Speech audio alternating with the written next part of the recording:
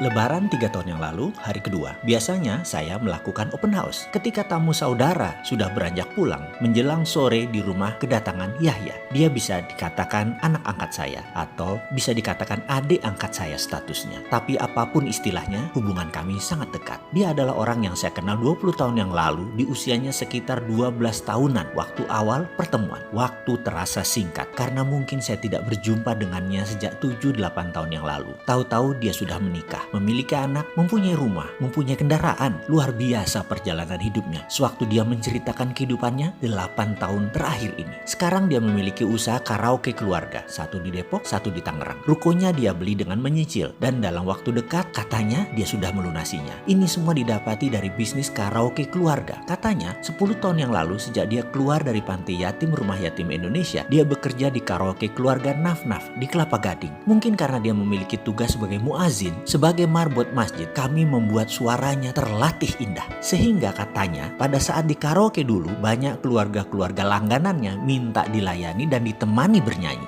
Wajahnya yang ganteng, bersih, dan luar biasa santun merupakan salah satu bekal suksesnya. Hingga suatu saat Yahya bertemu dengan sebuah keluarga yang suka dengannya dan jatuh cinta pada dirinya. Dan sejak 5 tahun yang lalu dia dipercaya serta dimodali dengan mendapatkan bagi hasil usaha karaoke keluarga yang mereka bangun di daerah Depok. Sejak 3 tahun yang lalu, dengan hasil tabungannya, dia memberanikan diri membeli ruko secara menyicil dan membangun usaha karaoke. Kebetulan yang memberi kredit adalah seorang kepala cabang bank dekat Depok yang menjadi langganannya. Keluarga pejabat bank itu setiap minggu pasti menyempatkan berkaraoke dan berteman baik, bahkan menjadi mitra karaokenya. Bisnis karaoke yang dia bangun sendiri di daerah Tangerang, dan ruko inilah yang sebentar lagi lunas dimiliki penuh oleh Yahya. Sebuah cerita perjuangan hidup yang manis sekali didengar pada saat dia menceritakan sambil memangku putri pertamanya. Hari itu, Lebaran di rumah kami menjadi meriah dengan datangnya Yahya beserta istri dan putrinya. Tanpa malu-malu, mereka bernyanyi menggunakan karaoke di tengah rumah saya yang sederhana. Ketika mereka sudah pamit pulang, anak saya paling kecil Malkia berkata, "Ya, siapa sih Om Yahya ini? Apa sih sejarahnya?" Mendengar pertanyaan si bungsu ini, saya mulai mengingat kembali sejarah awal perkenalan saya dengan Yahya. Dulu, kita punya toko kelontong, toko Mirah Swalayan namanya. Salah satu cabang ada di daerah Cibubur, Perumahan Harapan Indah,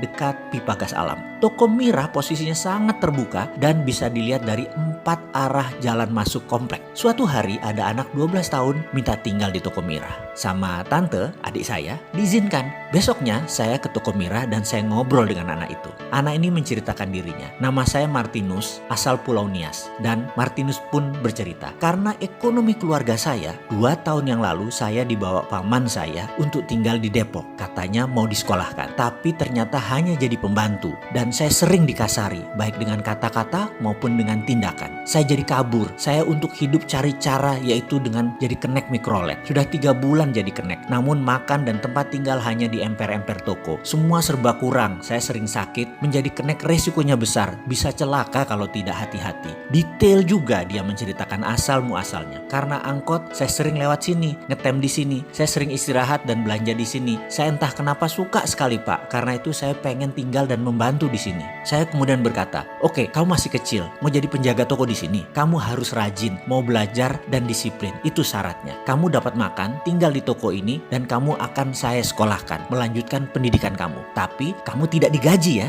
paham kamu?" Martinus mengangguk. "Oh iya, apa agama kamu?" tanya saya. "Saya Kristen, Pak," katanya. "Oke, baik. Itu 1 kilometer dari toko ini ada gereja HKBP. Kamu harus rajin ibadah ya," sambil saya tunjukkan lokasi gereja tersebut. Lusanya, saya mencari sekolah buat Martinus. SD negeri menolaknya karena dokumen tidak lengkap. Lalu saya bawa ke sekolah Kristen sekitar Cibubur. Ada 3 sekolah Kristen di sana. Semua juga menolak dengan alasan tidak ada dokumen. Saya mencoba meyakinkan bahwa anak ini dokumen sekolahnya hilang di kampungnya di Pulau Nias. Karena bencana banjir 2 tahun yang lalu, dokumen tersebut hanyut. Kalau harus pulang ke Nias, menyiapkan akan lama dan mahal. Bisakah ini semua menyusul? Dan fotokopi terdekat itu di Medan sana. Demikian saya membesar-besarkan supaya prihatin, jatuh hati pengurus sekolah tersebut. Tetap ditolak. Saya benar-benar senewan. Bahkan saya berargumen, "Ini anak terima saja deh atas nama agama Anda. Agama nama Kristen, atas nama kemanusiaan. Toh semua biaya saya yang nanggung. Saya berargumen, turun kelas juga nggak apa-apa. Anda sekolah swasta kan bisa lakukan itu, bener kan? Demikian saya mencoba menekan. Waduh, nggak goyang tuh mereka. Saya ulangi lagi, Pak, atas nama agama Anda, mohon anak ini diterima. Saya yang Islam, nggak peduli anak ini agamanya apa, pokoknya saya harus sekolahkan dan ini tanggungan saya. Tetap tidak diterima di ketiganya. Yowes, cikar kanan vaya kondios, kita cari yang lain, itu kata saya. Ya toh, saya ambil gampangnya saja. Yang penting saya sudah mengungkapkan isi hati saya, isi hati Martinus. Saya lihat anak itu tertunduk lesu. Seharian 3 sekolah jawabannya sama. Lalu saya bilang pada Martinus, itulah kehidupan Martinus. Kamu kecewa? Kamu sakit? Ya, penderitaan itu kalau dirasakan, ya pasti sakit. Tapi kalau dinikmati dan disyukuri, pasti nikmat dan berbuah hikmah. Sabar ya nak, oke, kamu saya bawa ke pesantren Cilodong, mau nggak? Dia mengangguk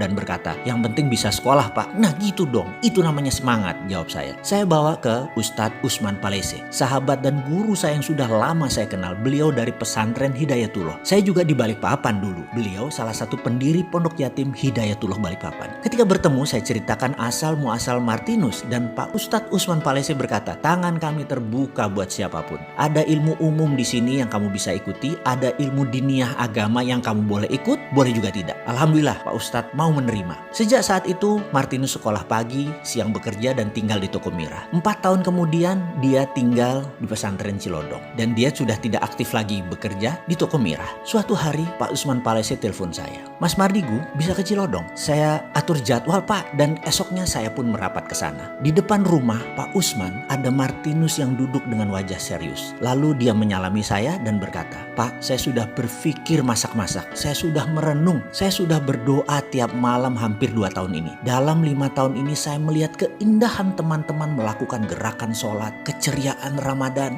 merdunya suara azan di pagi subuh. Saya memutuskan untuk memeluk agama Islam. Boleh ya Pak? Saya menatap wajah Martinus dalam-dalam. Saya lihat wajah Pak Usman Palese yang berdiri agak ke belakang, wajahnya datar saja. Saya balik menatap Martinus. Agama bukan mainan. Saya menggelengkan kepala. Gak bisa kamu lakukan itu Martinus. Agama bukan untuk kamu punya-punyaan, untuk dibanding-bandingkan mana yang lebih baik, mana yang lebih bagus. Tapi agama adalah hal spiritual. Agama adalah hal yang sakral. Agama adalah keputusan keindahan kolbu sehingga memancar keluar. Yang kamu lihat baru luarnya saja. Kalau kamu sudah menemukan dalamnya, kamu baru mengerti dan boleh menyatakan apa yang kamu katakan barusan, kata saya. Pak Usman Palese meneruskan, kamu sudah dengar tadi ya, apa bedanya dengan perkataan saya dengan Pak Mardigu? Sama kan? Martinus menunduk, berkata lirih, Pak, boleh nggak saya jadi muazin, tukang azan? Memang kamu bisa? Saya bertanya. Bisa Pak, sudah sering latihan, jawabnya. Pak Usman Palese tanpa banyak tanya membawa Martinus dan saya ke masjid. 5 menit lagi masuk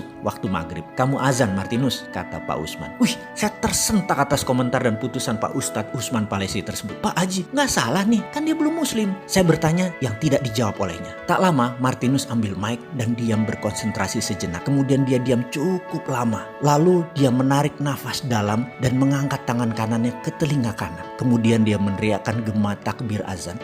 Allahu Akbar, Allahu Akbar.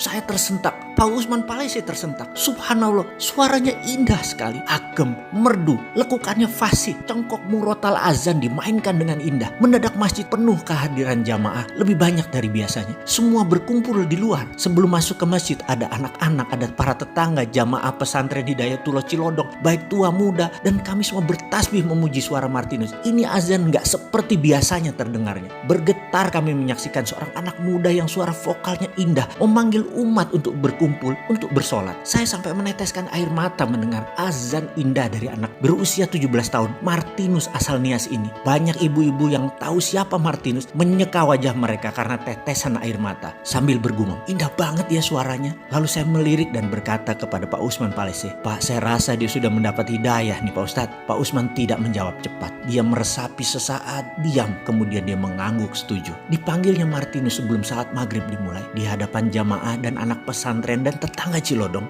dia tanya, Apakah kamu sudah mantap ingin memeluk Islam, nak? Martinus mengangguk dan tertunduk. Ambil Al-Quran, pegang di dada kamu, kata Pak Usman. Martinus melakukan gerakan sesuai perintah. Tangan kanannya salaman dengan Ustadz Usman. Tangan kirinya memeluk Al-Quran dan dia berkata, Asyhadu alla ilaha illallah wa asyhadu anna Muhammad Rasulullah. Suaranya yang merdu memenuhi ruangan masjid yang hening. Kalimat syahadat yang dibacakannya syahdu sekali. Semua anak-anak dan teman-temannya menyalami dan memeluk Martinus. Ibu-ibu menyeka air mata haru. Pak Usman Palese berkata, Pak Mardigu, kasih nama baru buat dia. Lalu saya berkata, mulai saat ini nama kamu Muhammad Yahya. Kamu dipanggil Yahya. Selamat datang di dunia keberserah dirian. Yahya adalah nabi yang ditulis Al-Quran sebanyak 4 kali. Hidup bersama di zaman Nabi Isa, anak Nabi Zakaria. Namanya sebagai penentang Herodes banyak disebut di kitab hikmah, Ihya Ulumuddin dan lain sebagainya. Sehingga ke depan kamu bisa mencerminkan diri sebagai perwujudan pejuang kebenaran.